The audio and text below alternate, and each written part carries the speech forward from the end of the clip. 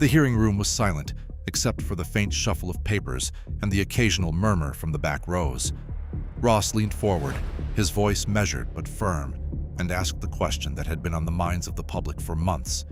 Who had authorized Ghislaine Maxwell's transfer to the minimum security facility derisively nicknamed Club Fed? The response that followed stunned everyone present. Bondi, with a cold, almost casual tone, said, "Hopefully she'll die there." The words landed like a thunderclap, reverberating across the room and instantly rippling into news feeds and social media. It wasn't just the severity of her statement that shocked people. It was what it implied about the justice system itself, a system where life-altering decisions for high-profile inmates could be colored by personal opinion, political calculation, or institutional bias. The public reaction was immediate. Within hours, clips from the hearing had gone viral. Commentators dissected Bondi's words endlessly. Legal analysts debated the potential implications, and social media erupted with outrage. The statement crystallized a concern that had long simmered beneath the surface, that power, influence, and connections could manipulate outcomes in ways ordinary citizens could barely imagine. For many, Maxwell's transfer was no longer just a bureaucratic procedure. It became a symbol of how the justice system can bend quietly to the will of those at the top. Every editorial, every tweet, and every news cycle focused on one question: how often are such decisions dictated by law, and how often by the personal biases of the powerful? Former insiders and whistleblowers weighed in, confirming that Maxwell's case had been anything but routine.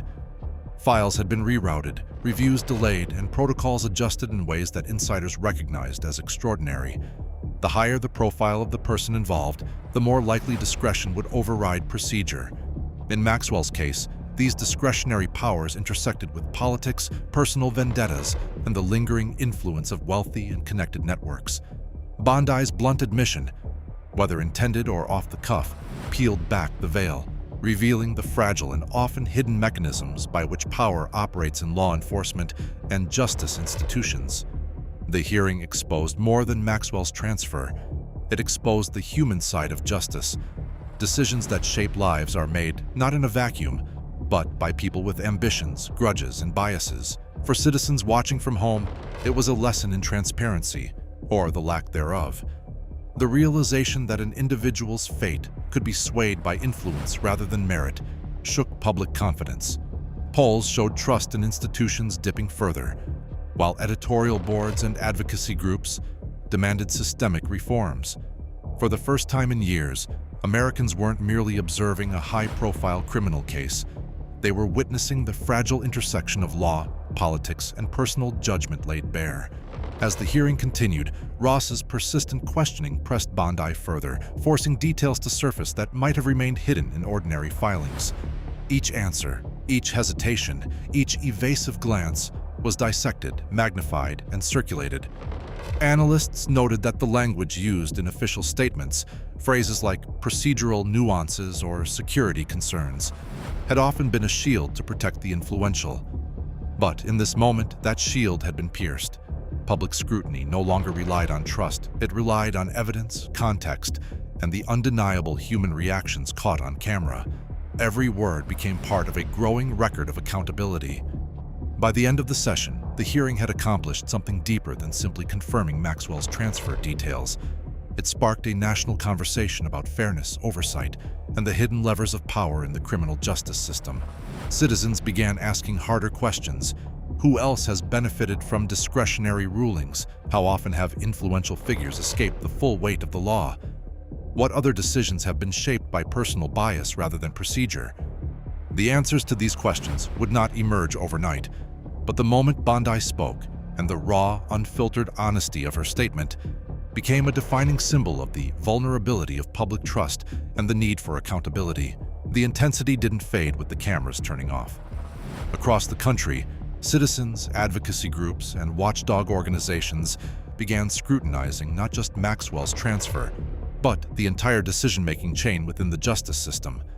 Every memo, every internal note, every procedural guideline was analyzed for discrepancies. experts in institutional oversight pointed out that the Maxwell case might represent just the tip of a much larger iceberg, a system where high-profile decisions could be quietly influenced by politics, reputation, or fear of backlash. And the public began to ask questions that had long been avoided. If this could happen to someone as notorious as Maxwell, what about ordinary citizens? How many cases had quietly been redirected, delayed, or reshaped in ways that never came to light?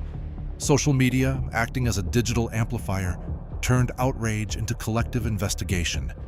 Hashtags began trending, discussion threads compiled timelines and internal communications, and every minor slip in official statements became a piece of a much larger puzzle.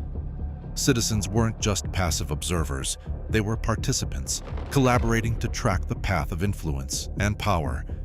Videos of Ross's questioning went viral, dissected frame by frame, and analyzed by legal commentators who highlighted the unprecedented nature of Bondi's admission. It wasn't just what she said, it was the implication. Personal opinion could override the very procedures designed to ensure fairness and justice. Meanwhile, inside government agencies, the ripple effects were tangible. Employees who had long remained silent suddenly felt emboldened, quietly leaking documents, emails, and reports that corroborated suspicions about discretionary powers being used in ways never intended by law. Whistleblowers emerged from corners of the bureaucracy that had been thought untouchable, exposing a culture where influence, favoritism, and political calculation could quietly redirect outcomes. Maxwell's case became a lens to examine a much larger structural issue, a system designed to protect the powerful, often at the expense of transparency and accountability. Public discourse shifted as well. Editorial boards debated the balance between discretion and fairness. Law professors wrote op-eds explaining how such discretionary powers, when misused, could undermine public trust.